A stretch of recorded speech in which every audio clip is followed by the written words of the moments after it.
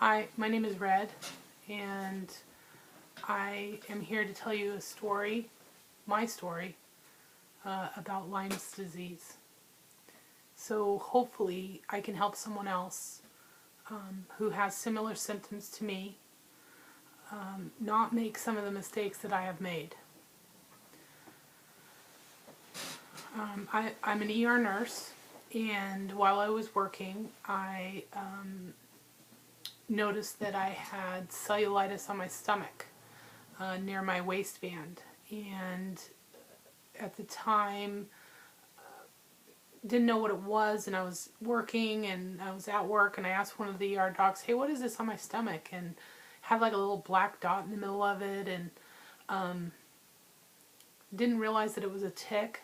It was a bullseye rash.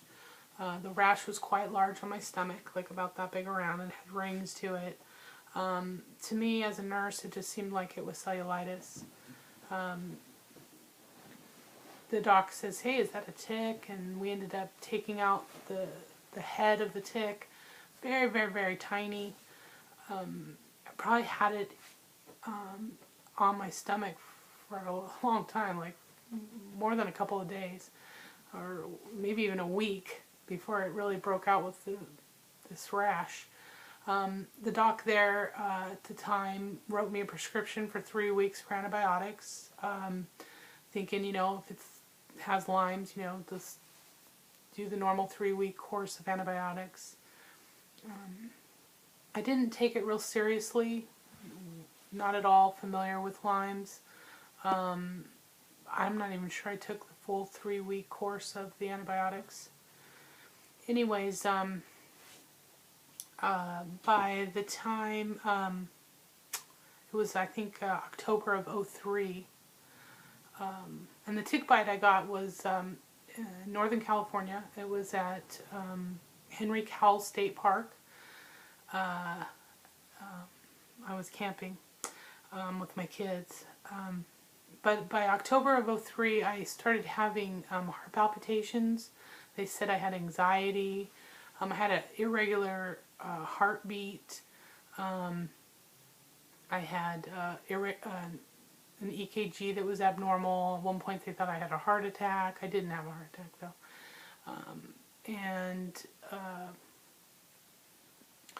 I ended up, going home and with some normal EKGs, and that passed. And by December of '03, I came down with pneumonia. That was the first experience I ever had with body aches. I had quite a bit of aching, which of course with pneumonia you feel sick, you feel flu-like. They tested me, I had pneumonia, there was a possibility of Legionnaires, there was all these weird things going on at that time. I just really was sick.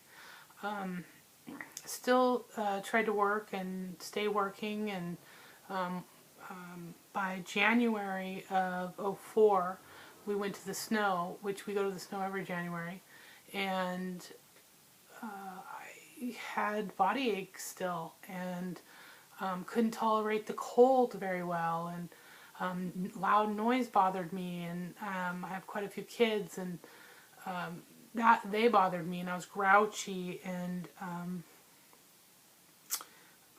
I had no energy, and just really couldn't seem to handle things very well, and ended up going home being sick, losing the feeling in my legs. I would go to work and I couldn't stand for very long, and the bottoms of my feet felt like I was walking on pillows. It was like swollen, and joint pain that would just, one day it would be my elbow, the next day it would be my shoulder, the next, maybe a week later, it would be my knee. They would swell sometimes they wouldn't. Still did not think that any connection at all to Lyme's. Ended up going to the doctor. They tested me. I got diagnosed with fibromyalgia, chronic fatigue syndrome. They were testing me for Guillain-Barré at the time because I was shuffling my feet, couldn't walk correctly. I was extremely tired. I was miserable.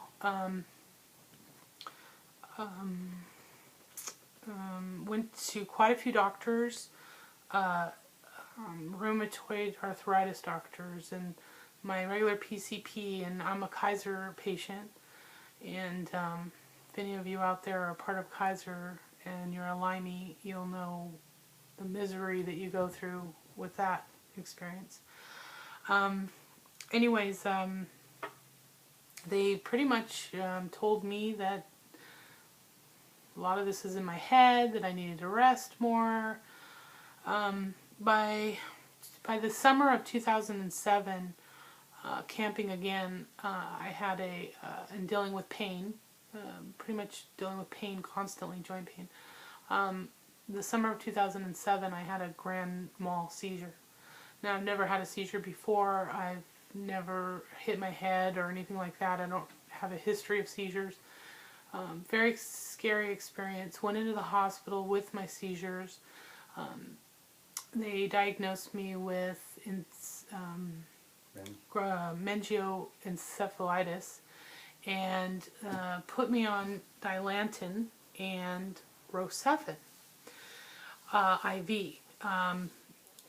During my course of both of those at the same time, I had an experience in the hospital where my hands curled up and all my muscles tightened up and my feet literally bent up, and I was in excruciating pain, and they felt that I was having a reaction to the Dilantin, one they'd never seen before, but they stopped all of the IV stuff, and then it would calm down, and then they'd start it back up again, and I'd go through it again. So anyways, it was, now when I look back, I know that I was probably herxing.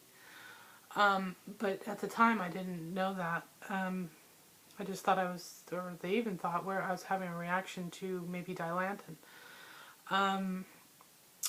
So during that time, with all the pain that I was suffering, my husband and myself and my family started looking on the internet because I had so much joint pain and I was so fatigued. And a lot of times when I'd look this stuff up, it would come back to Lyme. So my husband really did throw a fit there in the hospital when I had a seizure, and said, you know, you've got to test her again for Lyme's, because they had tested me for Lyme's when I was seeing a rheumatoid arthritis guy one time. And of course the ELISA test and the Western blot, it was negative.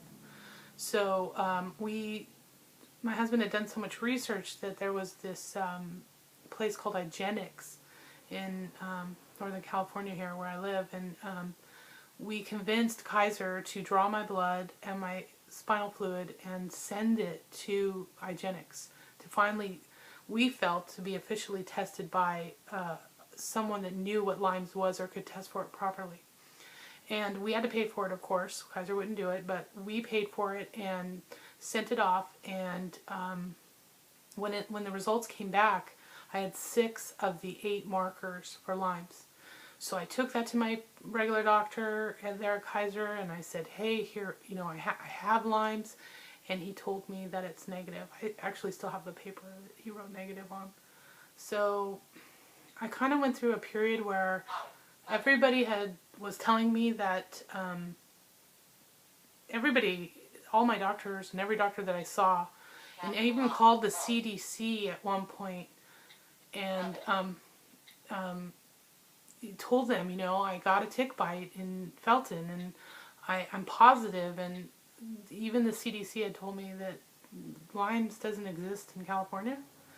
So I really went through a period there where I didn't believe that I had Lyme's, and now I'm going to jump you to now, which March of 2010, and I went through a stressful time. My mother passed away, and anyways, I started getting diarrhea, and I've been in and out of the hospital too many times to count, ICU, everything. And just over the last 6 months, I lost 80 pounds, and I can't eat, and I'm very weak, and my potassium's low, and I just, you know, it's like on the verge of dying. And my 10 minutes.